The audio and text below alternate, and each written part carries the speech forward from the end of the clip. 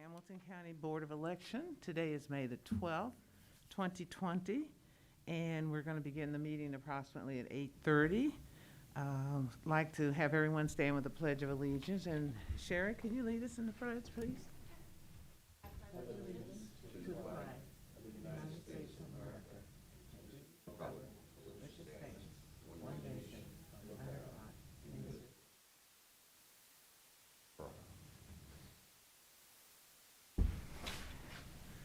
Okay, and I'd also like to indicate that proper notice has been given as required under the Ohio Revised Code 121.22.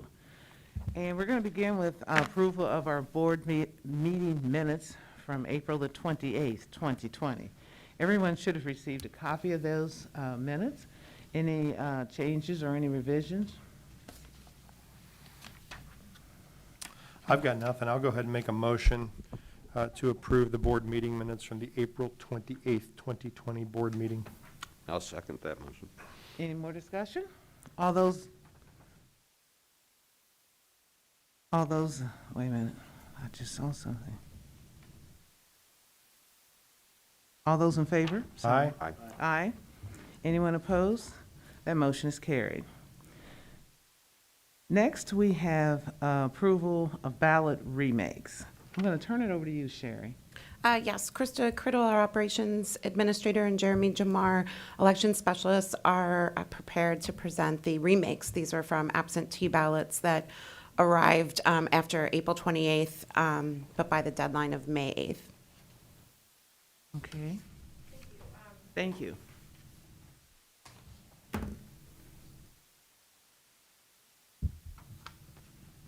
Is this on? Okay. So the first category that I have are the damaged ballots. These are those that we're not going to go through because of whiteout, barcodes damaged, and so forth. They are A1096 through A1104, A1114 through A1120, and A1130. I'll move approval of those ballots as remade, given that the originals were damaged and needed to be remade by bipartisan teams. Second.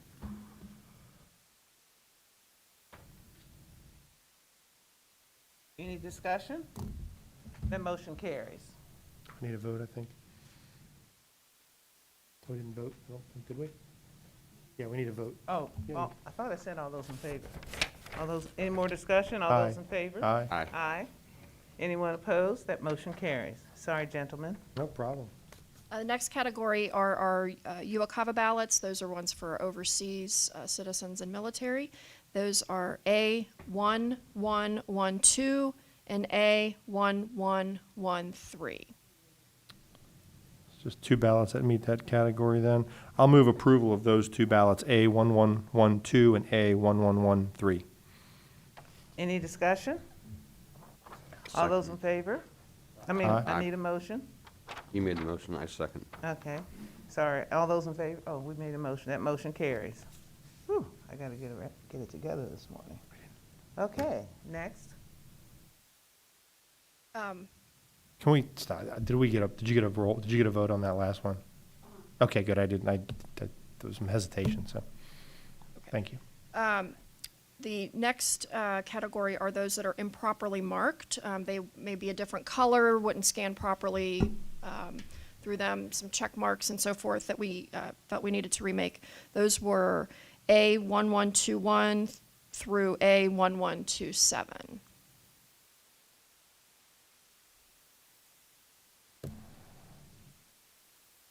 I'll move approval of ballots A1121 through A1127 as remade by the bipartisan teams. Second. Any discussion?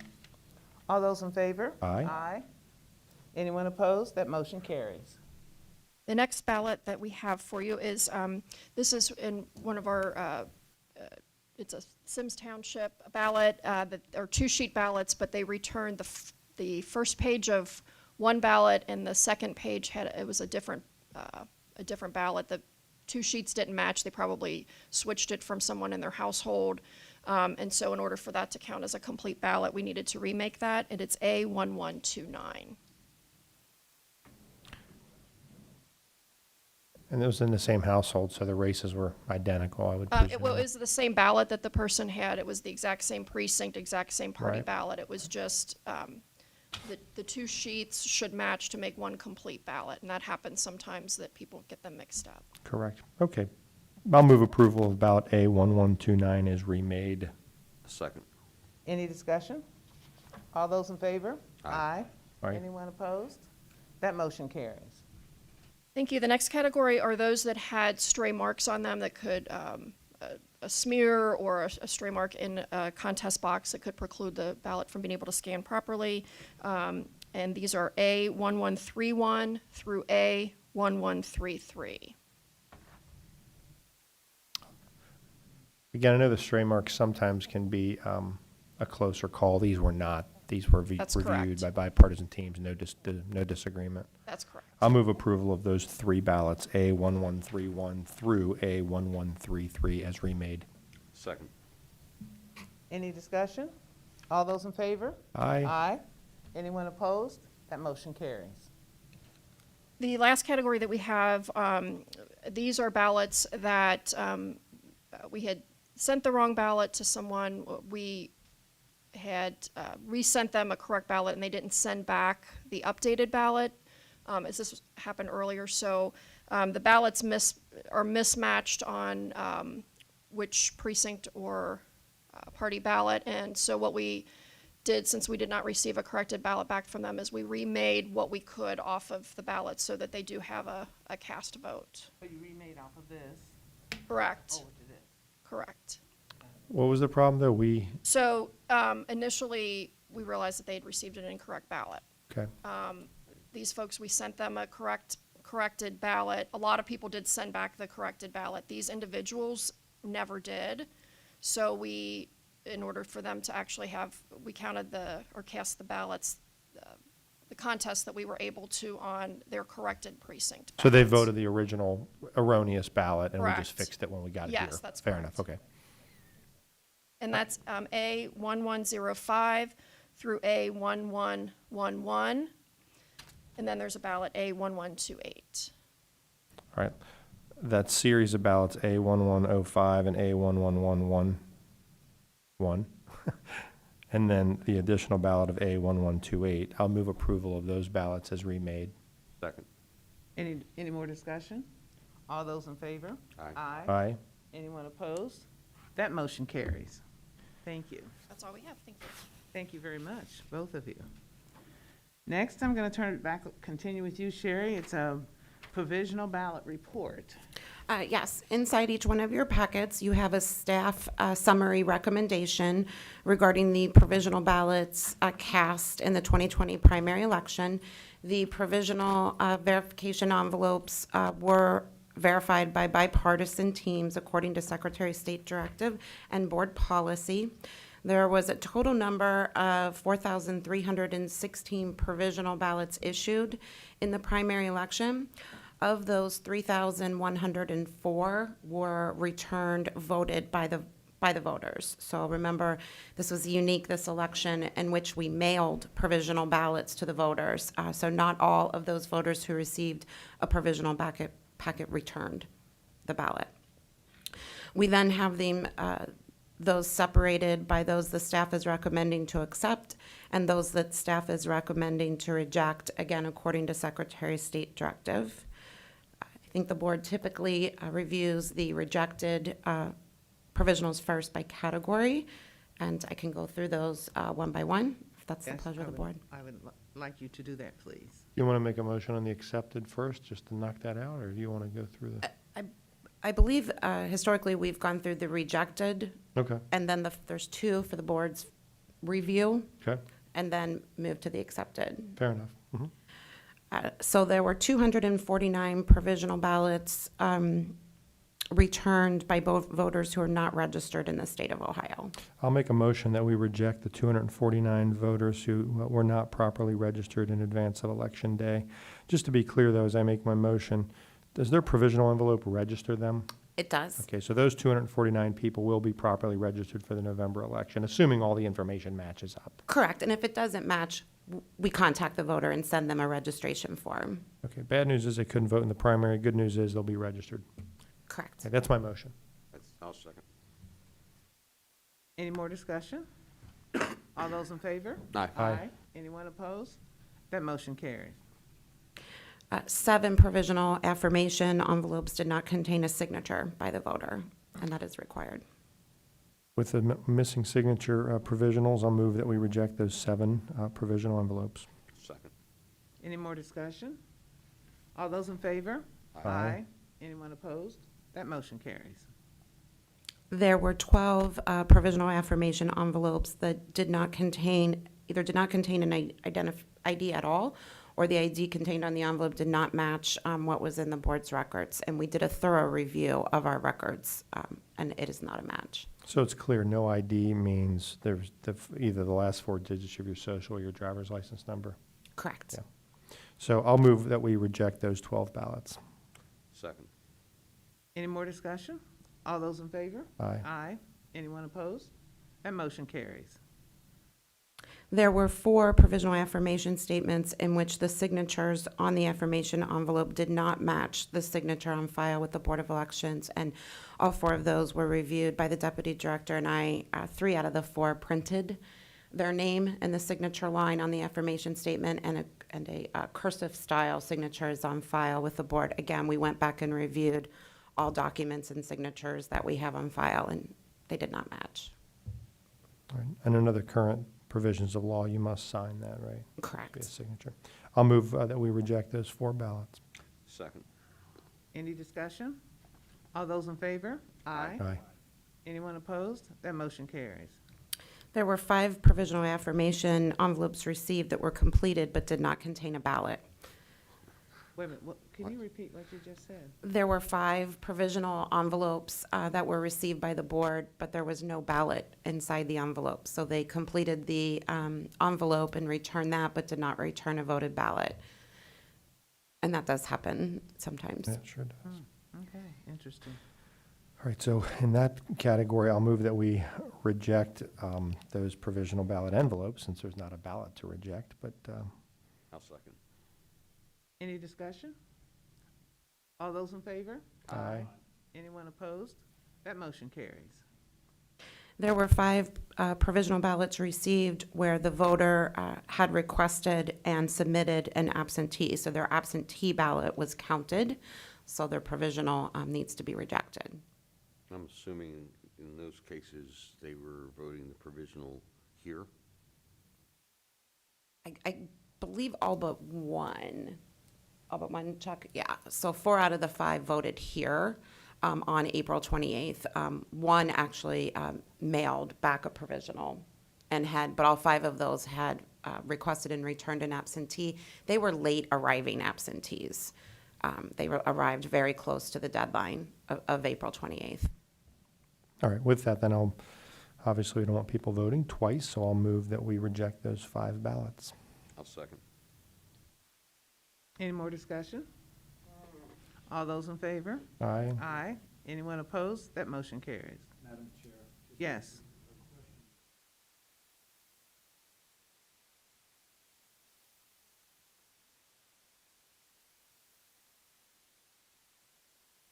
We will, after the election's completed, we'll do our typical anomaly review.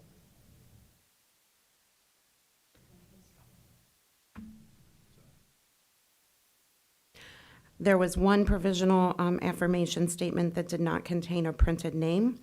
A printed name is required in the affirmation. I'll move that we reject that 1 ballot. Second. Any discussion? All those in favor? Aye. Anyone opposed? That motion carries. There was 1 provisional affirmation statement in which the voter listed their residence address that was outside of Hamilton County, indicating they no longer live in Hamilton County. Surprised it's only 1. I'll move that we reject that 1 ballot. Second. Any more discussion? All those in favor? Aye. Anyone opposed? That motion carries. There were 4 provisional affirmations in which the voter did not list an address. I'll move that we reject those provisional ballot envelopes where there's no address. Second. Any more discussion? All those in favor? Aye. Aye. Anyone opposed? That motion carries. There were 11 provisional envelopes in which a date of birth was not completed on the affirmation statement. I'll move rejection of those 11 ballots where no date of birth was listed on the provisional envelope. Second. Any more discussion? All those in favor? Aye. Aye. Anyone opposed? That motion carries. There were 354 provisional affirmation envelopes in which the voter voted here in person on April 28th and did not meet one of the exceptions allowing those voters to vote in person on April 28th. I have a question. When that happens, do we let them know that day that they do not, they're not applicable to vote on that day, or? There was a series of questions that our staff asked the voter as they appeared to vote that day. And basically, one of the questions was that if they did not fall into those three categories, which we told them what those three categories were, then their provisional ballot may not be counted. As at that time, we didn't have direction on whether or not they would be counted or not. And then they are also given what we call a provisional hotline form. It's a yellow sheet of paper that gives them the phone number that they can call in after the 10th day, after Election Day, to find out if their ballot was counted. Okay. So that explanation was provided to them? Okay. And again, this is all being, we were given guidance by the Secretary in Directive 2020-09 as it relates to this category. So, That's correct. yeah. Again, this is one of those areas where there was just a lot of confusion as a result of the coronavirus. But anyway, so I'll move that we reject those 354 ballots as they do not meet the exceptions. Second. Any more discussion? All those in favor? Aye. Anyone opposed? That motion carries. And the last category, there were 70 provisional ballots that were received after the deadline. So they were received after April 28th and either did not have a postmark or had a postmark on or after April 28th. I'll move that we reject those 70 ballots that were late. Second. So does that mean they were received after, but what about them last week? They were received after April 28th by the board, so between April 29th and May 8th. And they either had a postmark that was on April 28th. So they had to be postmarked by April 27th under Ohio law. So they had a postmark on April 28th or later, or did not contain a postmark at all. We had a few that did not have a postmark. Okay. Thank you for that clarification. Any more discussion? Yeah, I do have a question. You indicated there were a few that did not have a postmark. Any idea how many? Total between provisional ballots and absentee ballots received in the mail, there were 21 that had no postmark, or what we refer to as the orange barcode. If you recall, there's a fluorescent orange barcode that's placed on mail by the post office that basically serves as a postmark. There's a scanner that we have that can read that barcode and determine that there's a date in which it was mailed. So there was 21. That's both a combination of provisionals and absentees that did not have one of those. So how did they get to us? Through the mail. Oh. Through the mail by the post office.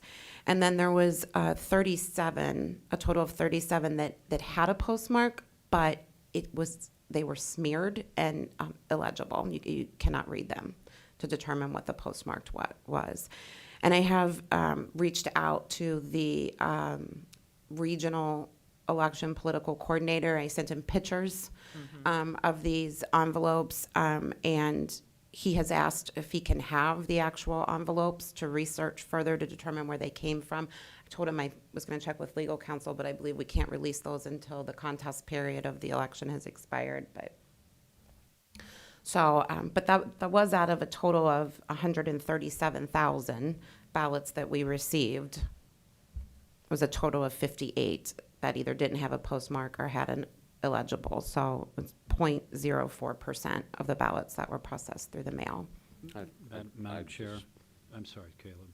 Well, in this particular instance, I find this troubling because it's entirely possible that these voters did everything that they were supposed to have done, filled out their ballot, dropped it at the post office in a timely fashion, and through no fault of their own, simply the fact that there is no legible postmark, their ballots being thrown out, and they did nothing wrong at all.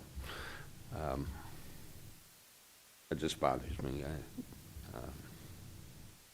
Something doesn't seem quite right with that. And I'm also wondering if the postmaster can do some type of corrective action to determine which post office it was and how and why it happened. I mean, I know it's 48, a total of 48, period. And that, the indication to me was that they are going to be doing that review. But in the meantime, these are not admissible we have to reject them, correct? That's my understanding, correct? Madam Chair? Yes. Sherry, the 58 that you referenced, did they also come in after the, That's correct. They came in after April 28th. All ballots that were received at the board by 7:30 PM on April 28th were included in the unofficial. I'm sorry, did they come in after the, 10, 11-day period? They came in within that These 10-day These period. 58 did. Correct, between April 29th and May 8th. Is it 58 or 48? It's 58, All right. 21 and 27, or what was the? 21 and 37. Okay.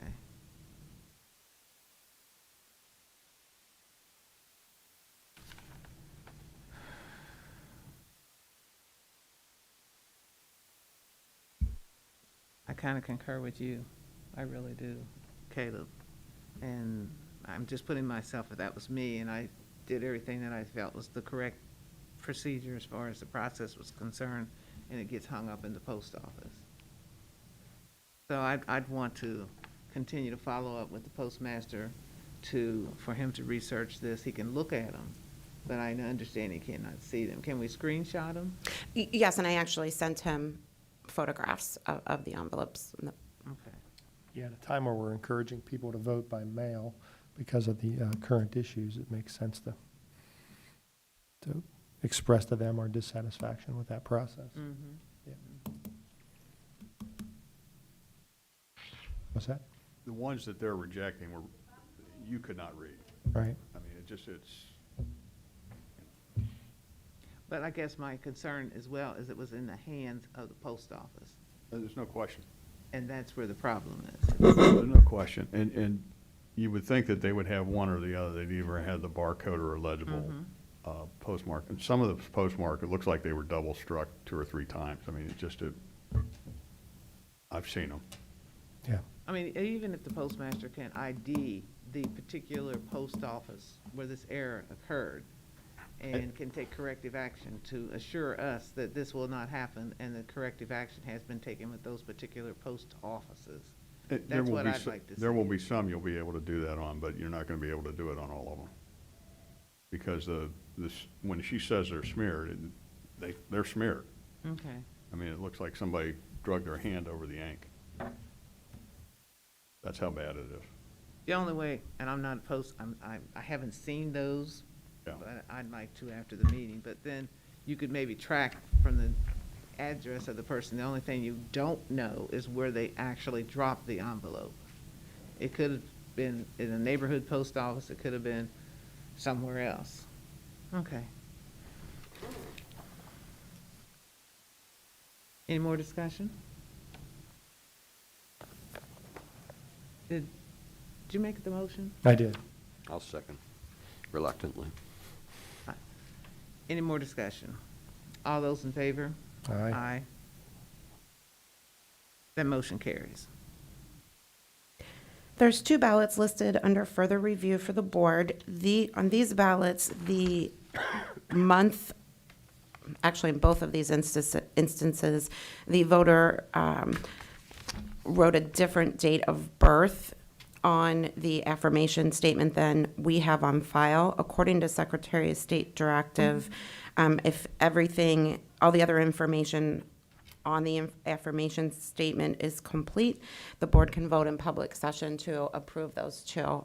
These were both reviewed by the deputy director and I, and all other information contained on the envelopes match what's contained in the voter registration system. The error was actually the day of birth. So the month and year matched on both of these. The day was a mismatch. By a day or something? Is it any discernible reason as to why? Just curious. One was listed as the 23rd of the month, and our records had the 31st. On another one, the affirmation statement lists the date of the 3rd, and we had a date of the 1st. And we did compare, and those dates, the date of births that are in our voter registration system do match the information that was provided to us by the voter on a previous form. And the voter signed and the signatures matched? The voter signed, the signature match, the form of ID match, their printed name is there, address match, everything else matches. Okay. Just speculating. It could be the day was the date they were filling out the ballot, just speculating, yeah. Could be. But that it's clear that the intent was not to do anything illegal. Hope not. Yeah, and as, again, all the information, the other information matched, and that's why Ohio law and Secretary of State directives allow you to approve these in public session if there's a match on everything else. Yeah. I'm If I comfortable with if it. I could, just a quick comment. I ran into a case, somebody called and asked about their ballot, and this issue had arisen in their case. And as it turned out, basically, in that case, Social Security had put down the wrong date in their system, and somehow we then took the date from Social Security rather than the date that the voter was giving us. And consequently, the two of them didn't match. And it was Social Security that had the date wrong, not the voter. Eventually, in that case, it got fixed, but I just mentioned that as an example of how this kind of stuff can happen. I'll move approval of those two ballots, given everything I've learned about them. I'll second. Any more discussion? All those in favor? Aye. Aye. Anyone opposed? That motion carries. Now to move that those that staff is recommending the board accept. We'll do these by category as well. There was 2,326 ballots that staff recommends the board accepts, as they met all of the requirements of the Ohio Revised Code and the Secretary of State directive. I'll move that we accept 2,326 provisional ballots or ballot envelopes for opening. Second. Just a point of discussion, and the A. Philip Randolph exception was applicable for 3, right? Actually, I was going to do those They're separate? in a Okay. separate category. Okay. The next category, We had a second, I'm sorry. motion second. All those in favor? Aye. Aye. Anyone opposed? That motion carries. The next category are wrong precinct ballots, and we have 43 of those. And what happened with those voters is they mailed in an absentee application and listed a new address that was different from what the address we had on file in the voter registration system. So that would be an indication that the voter's a provisional voter because they've moved and had not updated their address before the deadline. So a provisional packet was sent to those 43 voters. When we received the provisional packet along with the voted ballot back at the board, during our review, the address the voter placed on the provisional envelope as their current address was different than the address the voter listed as their current address on the application. Majority of times, they listed the address they actually were registered at on their provisional envelope, even though they had given us a different address on their application. So the bottom line is they were sent a ballot that corresponds to their address listed on their absentee application. Now, when we're receiving the voted ballot back, the provisional envelope lists a different address, which would then put them in a different precinct. So after discussing with legal counsel, our recommendation is to accept those 43 and remake them to the appropriate precinct, counting the contests they were eligible to vote on. So with all that you just stated, so does that reflect then change of address theoretically? We believed it was a change of address based on the information the voter supplied to us on the absentee application. They were indicating they had moved. They were at a different address than what we had on file. But then when they returned the provisional envelope, the majority of these put the same address that they were previously registered. We think the voter may have gotten confused with what we call mail-tos. So I'm still living at this address, but I'm currently temporarily staying here. So there's a difference in where you would like your ballot mailed to because you're someplace temporarily, Okay. and where you currently live and have the intent to return to. Okay. That makes I'll sense. move approval of those 43 ballots, acceptance, that is, of those 43. I'll second. Any more discussion? All those in favor? Aye. One opposed? That motion carries. The last category of provisional ballots staff recommends to accept are those that fall into the APRE exception. So these were voters who were previously registered in Hamilton County and were canceled per the supplemental process in years 2011, 2013, 2015, and 2019. There's a total of 10 of those. I'll move that we accept those ballots. Second. Any more discussion? All those in favor? Aye. Anyone opposed? That motion carries. That concludes the provisional summary report. Just a quick question, maybe I've heard this before, but in the folks whose ballots we reject, is that considered voter activity for purposes of our system? It does. Okay. It does, with the exception of those who are not currently registered. Right. But yes, with all of the others, they will, it does count as activity by the voter. Got it. Thanks. I have a question. What we just voted on here, obviously, is the provisional ballots and which of those should be accepted for counting and which should not. But we also have another category of ballots that gets into the mix here that were not included in the unofficial count because they arrived later, but they had a proper postmark. We're not voting on those, but I'm just curious how many of that particular type of ballot are we? Yes, with the ballots, the absentee ballots that you just approved to remake, that would bring us to a total of 941 absentee ballots to be added to the official count. 941 with this provisionals being. No, that's just absentee. So 941 absentee ballots arrived, but during the 10-day period of April 29th to May 8th. Okay. And they were validly cast and had the proper postmark. So basically, when we get to our official count, it's going to be the 2379 provisionals and the 941 late arriving absentees that are over and above what was the unofficial count. Correct. They'll be added to the official count. Correct. Plus the additional two, the further review Oh, that's two. right, plus Yeah. the two. Okay. Just a matter of curiosity.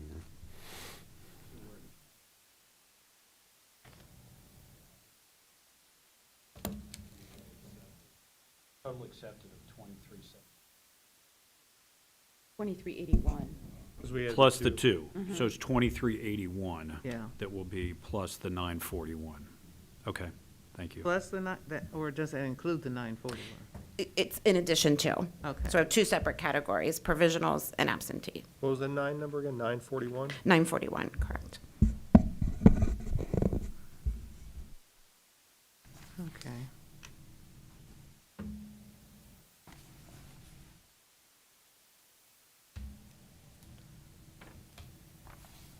All right, any other discussion or questions or clarification? And Sherry, we have certification, could you discuss this, please, regarding the special election on August the 7th?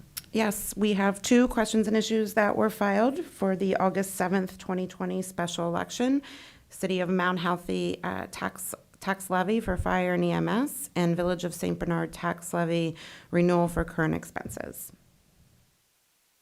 Staff recommends certification of these questions and issues to the ballot.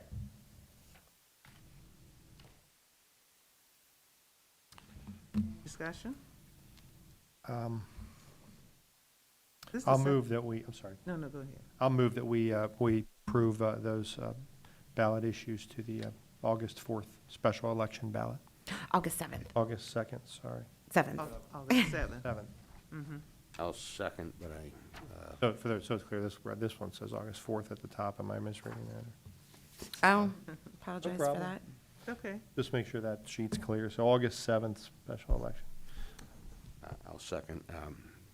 We don't have any direction at this point as to how that special election will be conducted, I presume. Is that correct? That's correct. so we're just taking one day at a time. We are. We're preparing for every possibility. Absolutely. Any more discussion? All those in favor? Aye. Aye. Aye. Anyone opposed? That motion carries. Next on the agenda is certification of independent candidates for the November the 3rd. Sherry, can you update us on what that means, who those individuals are? Yes, we received petitions from two independent candidates for the November 3rd, 2020 general election. Those are for the offices of State Representative 30th District and County Commissioner, term commencing 1/2/2021. Staff reviewed those petitions and found them to contain the required amount of valid signatures. Move approval of those two candidates of the November 3rd, 2020 general election ballot. Which state rep was that? 30th District? Okay, thank you. I'll second. Any discussion? Any more? All those in favor? Aye. Aye. Anyone opposed? That motion carries. Okay, moving down to other business. Does anyone have any other comments, or I know we've got special meetings coming up, and those special meetings are Thursday, May the 14th, 2020 at 8:30 this morning, and we will, that morning, I'm sorry. Approval of provisional remakes and certify election results. And then Friday, May the 15th at 8:30, random draw for recounts or audits, if we have that. Is that correct? That's correct. If there is, if a recount is not required, then you'll do a random draw for the audit. If a countywide recount is necessary, then an audit is not necessary. So it depends on whether or not we have a recount. But we will need to meet, we will have a random draw and need to meet. It'll just, it's not undetermined whether it'll be for a recount or an audit, but you will need to have a random draw. Okay. So regardless, we're here at 8:30 on Friday. Correct. Got And then Wednesday, May the 20th at 8:30, tentative to conduct a recount if necessary. Correct, correct. Board is required to be present during the hand count portion of the recount if one is required on the 20th. If a recount is not required, you are not required to be here. Staff will conduct the audit. I'm just going to play the devil's advocate. If that should occur, how long would that process take? All day, or would it just be, A countywide recount, we would need to be prepared for all day. okay. But then the final decision will be made on the 20th, period. Will we conclude the recount on the 20th? No, it most likely, if it's a countywide recount, will go into the 21st. We should complete the hand count portion on the 20th, but a recount countywide recount requires us to scan all ballots cast in the election. So 5% is a hand count. Once that matches, we have to rescan every ballot cast in the election. Wow. Yeah, 45,000 ballots. about 135, yeah, yeah. And Gwen, for scheduling purposes, we need a majority here, so we've rotated that day. If we have to do a hand recount, 3 of the 4 of us have to be on site. So if somebody needs to do a meeting, we can accommodate Cover each each other. other's schedules. The newest member of the board is required to be here the whole time. The whole time, right, besides that. So the 3 of Yeah, us, right. Thank you, thank you, Right. my brothers. But no thanks, all right. All right, any other discussion? Any other business? Not from staff. Okay, like to entertain a motion to adjourn? I'll move that we adjourn the meeting. I'll second. Any more discussion? All those in favor? Aye. Aye. Anyone opposed? And as I said, none but the devil. This meeting is adjourned.